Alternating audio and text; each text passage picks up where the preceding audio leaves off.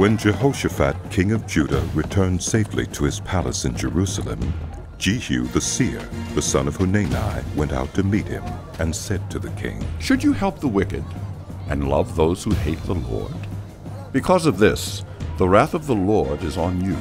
There is, however, some good in you, for you have rid the land of the Asherah poles and have set your heart on seeking God."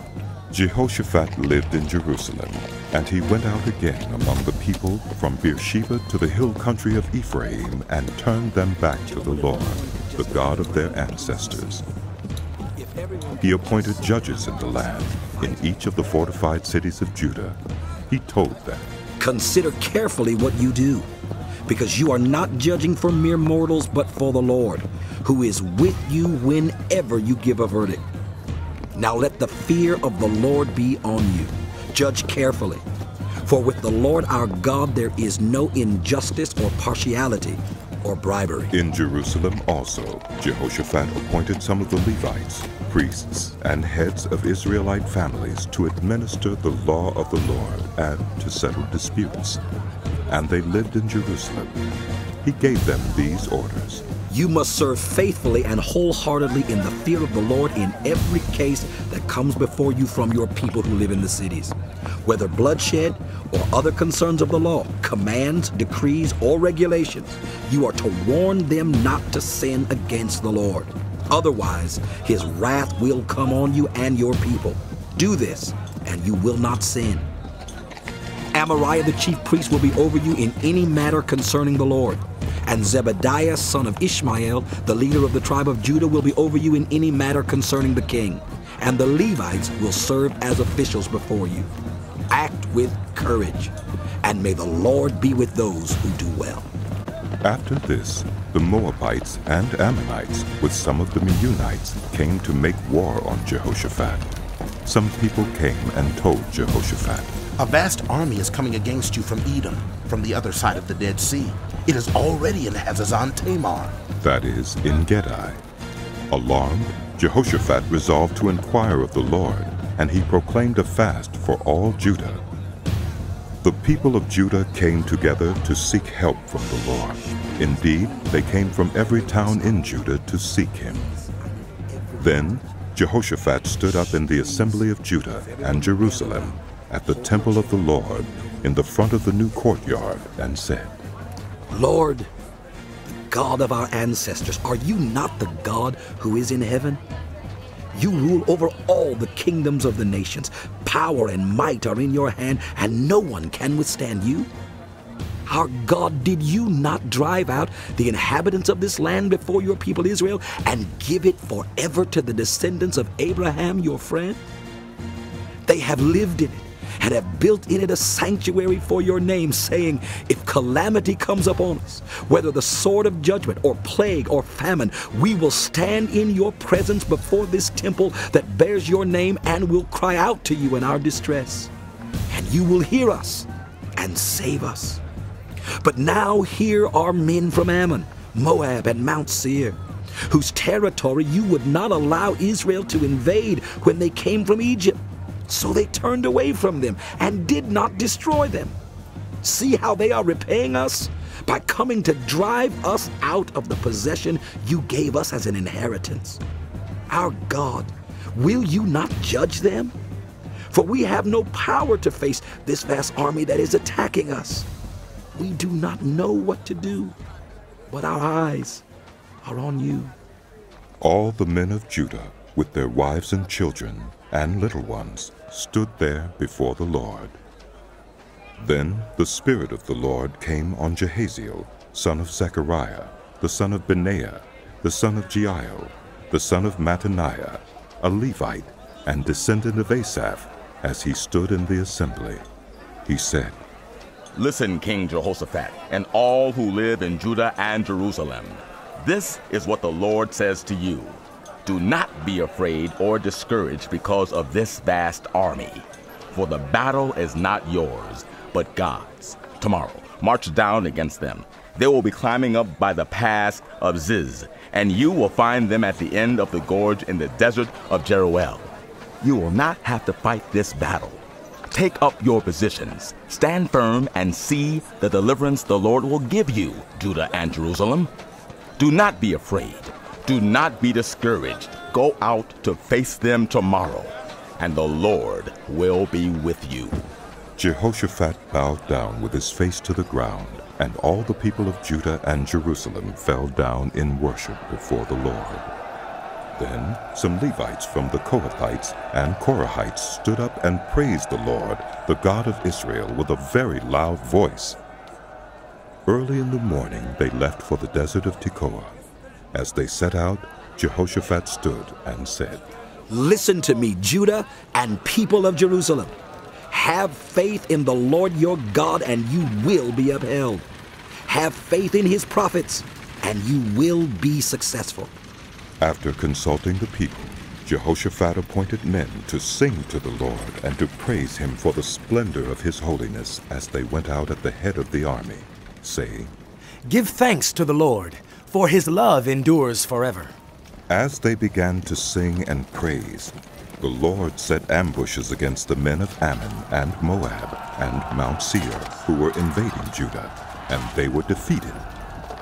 The Ammonites and Moabites rose up against the men from Mount Seir to destroy and annihilate them.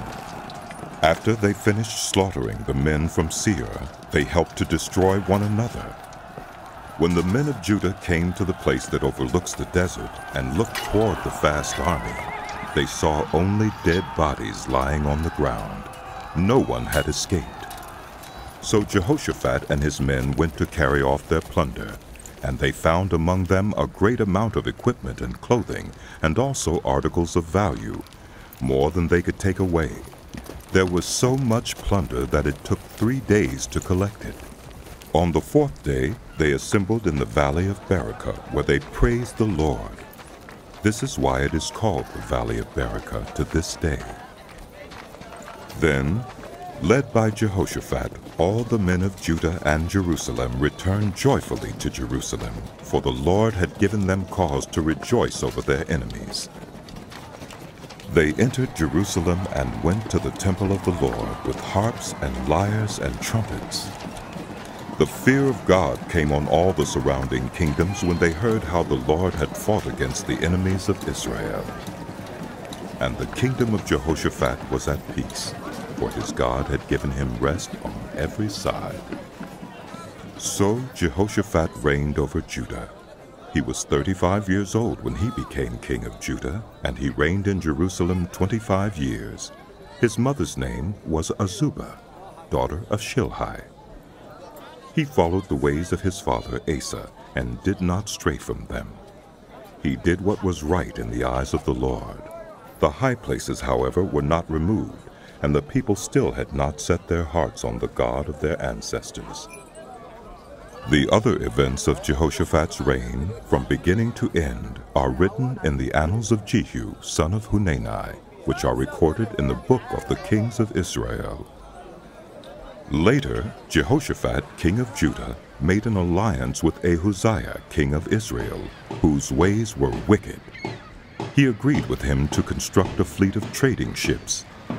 After these were built at Ezion-Geber, Eliezer, son of Dodavehu of Marisha, prophesied against Jehoshaphat, saying, Because you have made an alliance with Ahaziah, the Lord will destroy what you have made. The ships were wrecked and were not able to set sail to trade. Then Jehoshaphat rested with his ancestors and was buried with them in the city of David, and Jehoram, his son, succeeded him as king. Jehoram's brothers, the sons of Jehoshaphat, were Azariah, Jehiel, Zechariah, Azariahu, Michael, and Shephatiah. All these were sons of Jehoshaphat, king of Israel. Their father had given them many gifts of silver and gold and articles of value, as well as fortified cities in Judah. But he had given the kingdom to Jehoram, because he was his firstborn son. When Jehoram established himself firmly over his father's kingdom, he put all his brothers to the sword, along with some of the officials of Israel. Jehoram was 32 years old when he became king, and he reigned in Jerusalem 8 years. He followed the ways of the kings of Israel, as the house of Ahab had done, for he married a daughter of Ahab. He did evil in the eyes of the Lord. Nevertheless, because of the covenant the Lord had made with David, the Lord was not willing to destroy the house of David. He had promised to maintain a lamp for him and his descendants forever. In the time of Jehoram, Edom rebelled against Judah and set up its own king. So Jehoram went there with his officers and all his chariots. The Edomites surrounded him and his chariot commanders, but he rose up and broke through by night. To this day Edom has been in rebellion against Judah. Libnah revolted at the same time, because Jehoram had forsaken the Lord, the God of his ancestors. He had also built high places on the hills of Judah, and had caused the people of Jerusalem to prostitute themselves, and had led Judah astray. Jehoram received a letter from Elijah the prophet, which said, "This is what the Lord, the God of your father David, says. You have not followed the ways of your father Jehoshaphat, or of Asa, king of Judah, but you have followed the ways of the kings of Israel. And you have led Judah and the people of Jerusalem to prostitute themselves, just as the house of Ahab did. You have also murdered your own brothers, members of your own family, men who were better than you. So now the Lord is about to strike your people, your sons, your wives, and everything that is yours with a heavy blow. You yourself will be very ill with a lingering disease of the bowels, until the disease causes your bowels to come out." The Lord aroused against Jehoram the hostility of the Philistines and of the Arabs who lived near the Cushites. They attacked Judah, invaded it, and carried off all the goods found in the king's palace, together with his sons and wives. Not a son was left to him except Ahaziah, the youngest. After all this, the Lord afflicted Jehoram with an incurable disease of the bowels. In the course of time, at the end of the 2nd year, his bowels came out because of the disease, and he died in great pain. His people made no funeral fire in his honor, as they had for his predecessors. Jehoram was 32 years old when he became king, and he reigned in Jerusalem 8 years. He passed away to no one's regret, and was buried in the city of David, but not in the tombs of the kings. The people of Jerusalem made Ahaziah, Jehoram's youngest son, king in his place, since the raiders who came with the Arabs into the camp had killed all the older sons. So Ahaziah, son of Jehoram, king of Judah, began to reign.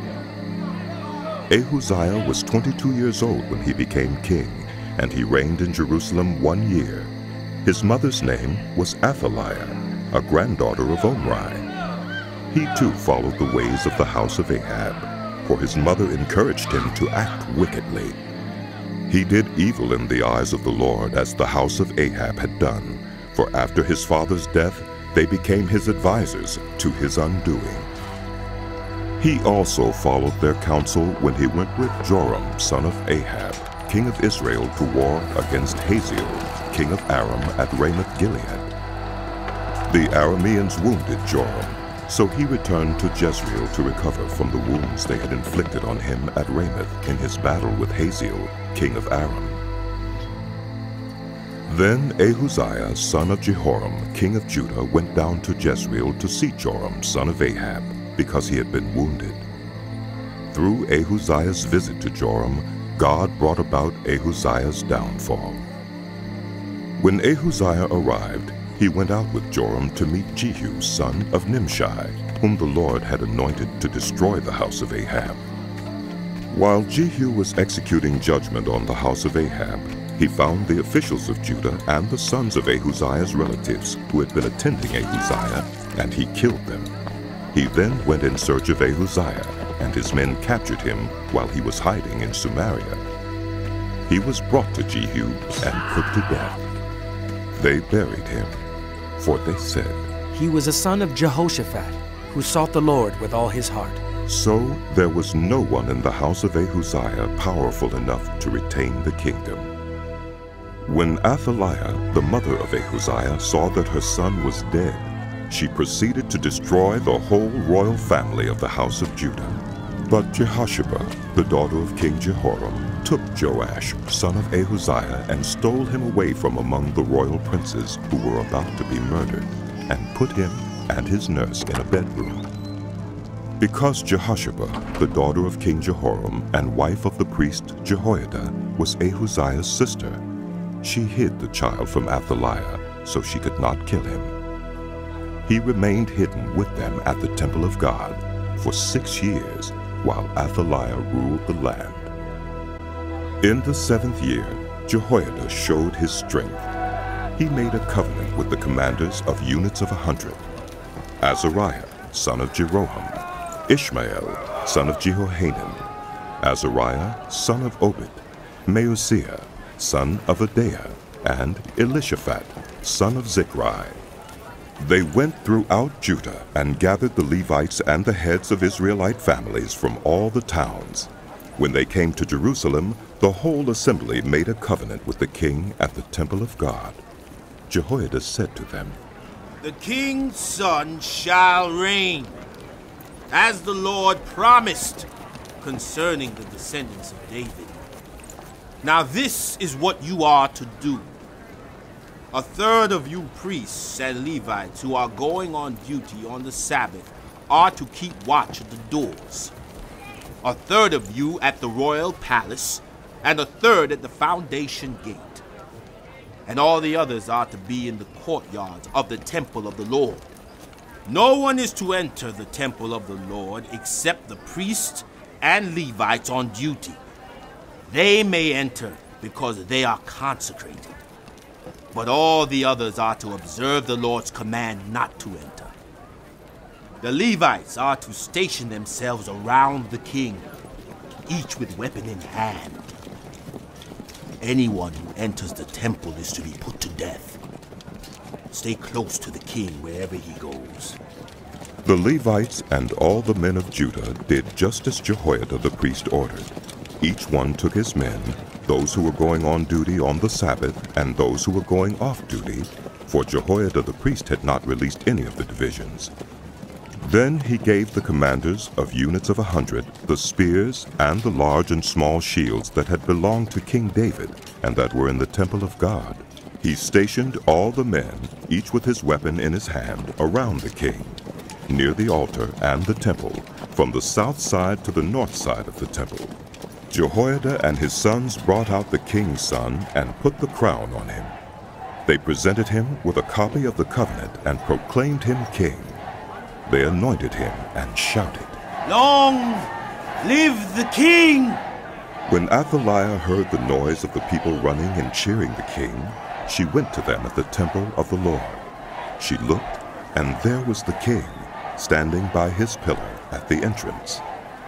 The officers and the trumpeters were beside the king, and all the people of the land were rejoicing and blowing trumpets, and musicians with their instruments were leading the praises. Then Athaliah tore her robes and shouted, "Treason!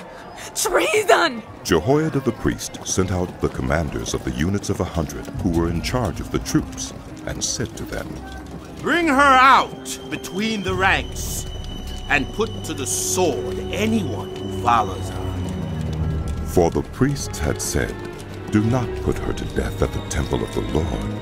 So they seized her as she reached the entrance of the horse gate on the palace grounds, and there they put her to death.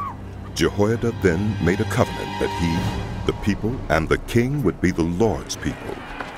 All the people went to the temple of Baal and tore it down.